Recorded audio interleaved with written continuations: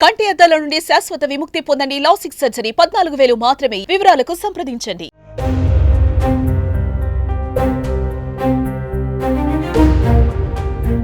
9 నెలలకు పైచిలకు అంతరిక్ష వాసానికి తెరపడింది. భారత సంతతికి చెందిన సునీతా విలియమ్స్తో పాటు నాసాకు చెందిన మరో వ్యోమగామి బచ్ విల్మోర్ భూమికి చేరుకున్నారు. అయితే ఈ క్రమంలో వారు భూమి చుట్టూ ఏకంగా 4,576 చక్కర్లు కొట్టారు. మొత్తం 195 మిలియన్ కిలోమీటర్లు ప్రయాణించారు. ఈ రెస్క్యూ మిషన్ కోసం ఎంత ఖర్చు చేశారు, సునీతకు ఓవర్ టైం పేమెంట్ ఇస్తారా వంటి విషయాలను ఇప్పుడు చూసేద్దాం.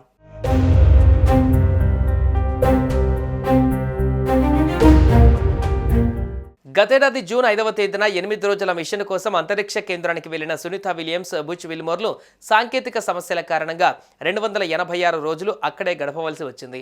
ఎట్టకేలకు వారి ఎదురుచూపులు ఫలించాయి. SpaceX Crew Dragon capsule సాయంతో స్పేస్ నుంచి బయలుదేరిన సమయం నుంచి ప్రపంచవ్యాప్తంగా అందరిలోనూ ఉత్కంఠ నెలకొంది. క్షేమంగా భూమిపైకి చేరాలని కోరుతూ చేసిన ప్రార్థనలు నిజమయ్యాయి. బుధవారం తెల్లవారుజామున వారు క్షేమంగా ఫ్లోరిడా సముద్ర జలాలలో ల్యాండ్ అయ్యారు. ఆ క్షణంలోనే డాల్ఫిన్లు మీకిదే మా ఆహ్వానం అన్నట్లుగా వీరి వ్యోమనౌక చుట్టూరా చక్కర్లు కొడుతూ సందడి చేశాయి.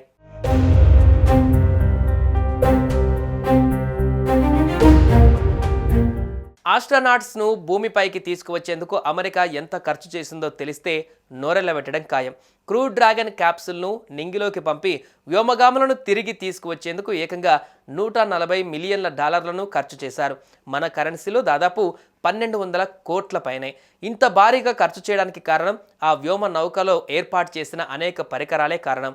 క్రూ డ్రాగన్ క్యాప్సూల్ను కక్షలోకి ప్రవేశపెట్టే స్పేస్ ఎక్స్ ఫాల్కన్ 9 రాకెట్ 2024 నాటికి ఒక్కో ప్రయోగానికి దాదాపు $69.75 మిలియన్ల ఖర్చు చేసింది. అయితే వ్యోమగాములను సురక్షితంగా తీసుకువచ్చేందుకు రూపొందించబడిన క్రూ డ్రాగన్ క్యాప్సూల్ను దాదాపు $140 మిలియన్ల ఖర్చుతో రూపొందించారు. అదనపు బరువు, లైఫ్ సపోర్ట్ సిస్టమ్లు, అంతరిక్ష ప్రయాణానికి అవసరమైన ఇతర కీలకమైన మానవ రేటెడ్ భద్రతా భాగాలను ఇందులో ఏర్పాటు చేయడంతో ఇంత భారీగా ఖర్చయింది.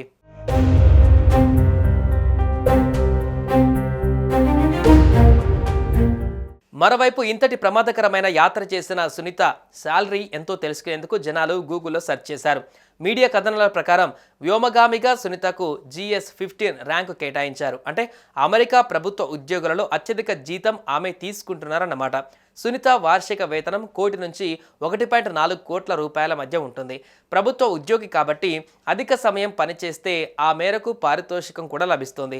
ఈసారి షెడ్యూల్కు మించి ఆమె అంతరిక్షంలో ఉన్నందుకు అదనంగా $93,950 అంటే 80 లక్షల నుంచి $1.22 లక్షల అంటే సుమారు 1 కోటి రూపాయల వరకు పారితోషికం ఉండొచ్చని సమాచారం.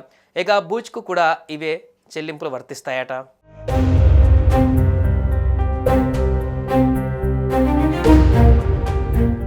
సుమన్ టీవీలో మీ పర్సనల్ అండ్ బిజినెస్ ప్రమోషన్స్ కోసం కింది నెంబర్కి కాంటాక్ట్ చేయండి.